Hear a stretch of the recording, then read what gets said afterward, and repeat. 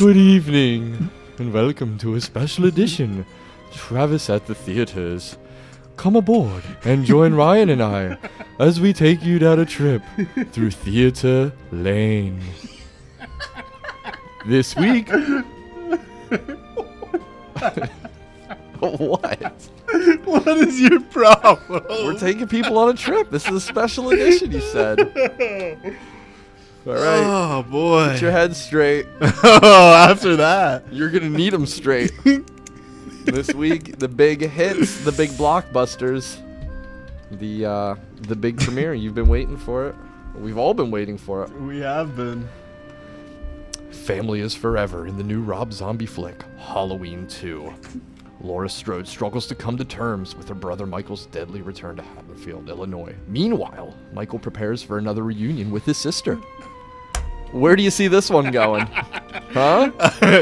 I'm betting on the body count being fairly high. Well, it's by the great producer Rob Zombie. I'm sure it's going to be quite I don't know. It's going to be quite. That's yeah. His follow-up works from House of a Thousand Corpses, The Devil Reject, and of course Halloween 1. Right. And I can't wait to tell you about his new flick that's coming out that I just looked up. What? Do you want to take a guess as to what it's called? I have no idea. Tyrannosaurus Rex. What?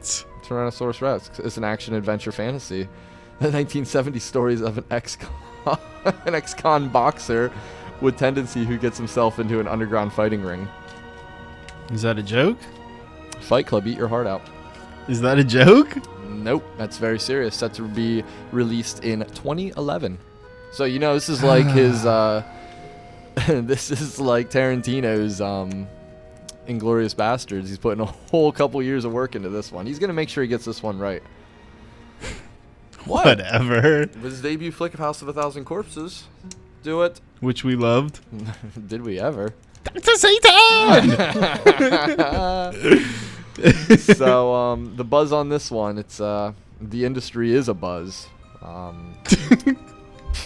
Rob Zombie sequel. It's in the heels of, QT's best ever opening weekend. And, even though it won't do, as well as some of the other releases this week, it's the fact that now Rob Zombie feels complete. You know, he's actually come full circle with this whole horror theatrical experiment adventure that he's come out with. And you know what, Ryan? Did you have an interview with him? Where are you getting all this information? Rob and I talk. And say what you want. Say what you want about Rob Zombie and about the Halloweens and about the Scout Taylor Compton who stars in it. You will see this movie. No. You will see this movie. I refuse. Seth's trying to get a sneak peek of it right now. He's looking over my shoulder to try to read what it's about. He'll see it. You'll see it. Kelly, if she can pull her nose out of that Cosmo, is going to go see it. I was not impressed with House of a Thousand Corpses. Okay. I actually liked Devil's Rejects. I thought that was fairly cool. But I watched about 10 minutes of his remake of Halloween, or update, or whatever you want to call it. John Carpenter worked with him on that. He wasn't alone. I'm not saying it was bad. It just wasn't for me. I could tell that it just wasn't not going to have the same heart and soul of the first one, the original. So Rob Zombie's rendition on Halloween is your China Girl. You gave it 10 minutes, and then you gave up on it. Are you planning on likening everything we do tonight to China Girl in one way or another? Well, if you keep comparing it to things like that, I'm going to have to. This is the most China Girl has been mentioned on the radio since 1986. Or whenever it came out.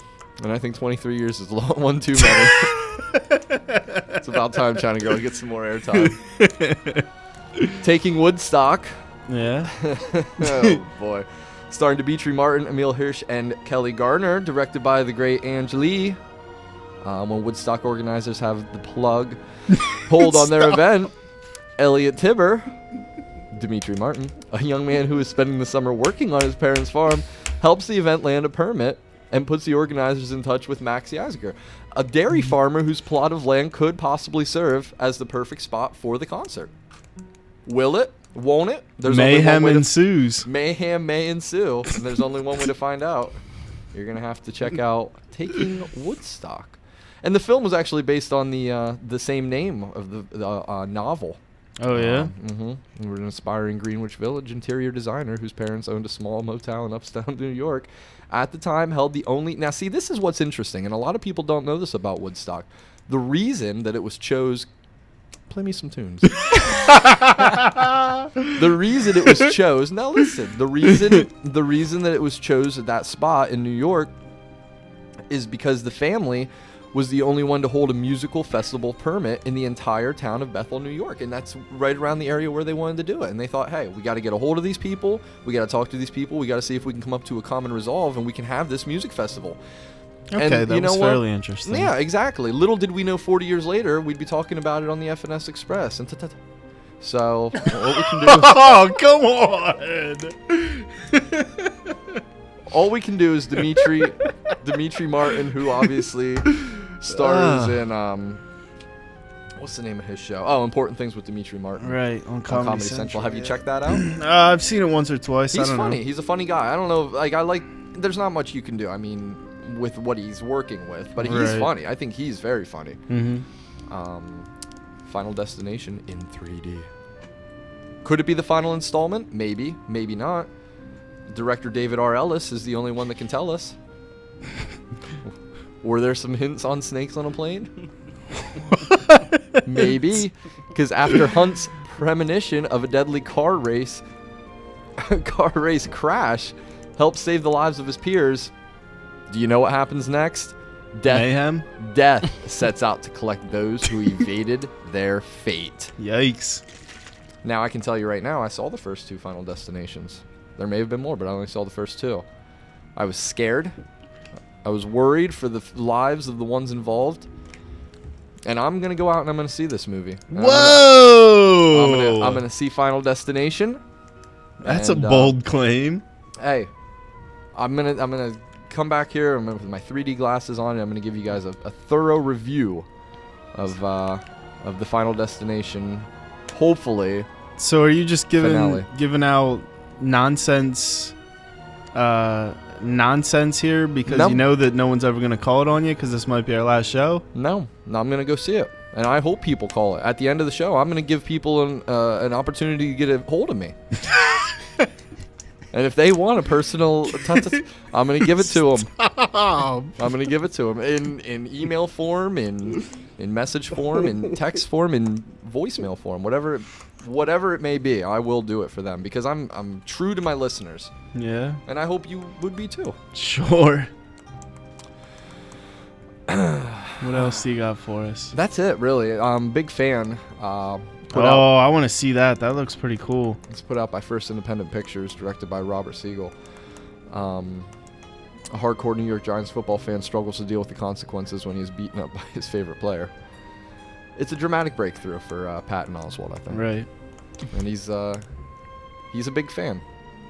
The guy that directed it also did something else that was fairly good. It was an independent film just within the last year or two, but I can't remember what it was now. The Wrestler. Yeah, that's what he did. Well, The Wrestler. Yeah, he was wrote involved The Wrestler in it. and also acted in it. Right. Yeah, absolutely. Yeah. Huh. Yeah, I don't think that was independent, but we can go on that. Probably. Well, I don't know. It might have been. Really? I mean, it might have started out independent, like at a film festival, and then one of the it could have been. One of the companies picked it up. I think that might have been what happened. That's a possibility. I could be wrong there too. Well, you're either talking about The Wrestler or The Onion movie, which was put out in 2000. Oh yeah. Also, the Onion movie. I always get The Wrestler and the Onion movie mixed up. Absolutely. Also written by Robert D. Siegel. Of course. That's Are you gonna get to it? Come on, you know what we're waiting for. I know, just and get I don't to understand it. why. What's the big hurry here? You know what we want to hear. You want to hear the review for Inglourious Bastards? Do it.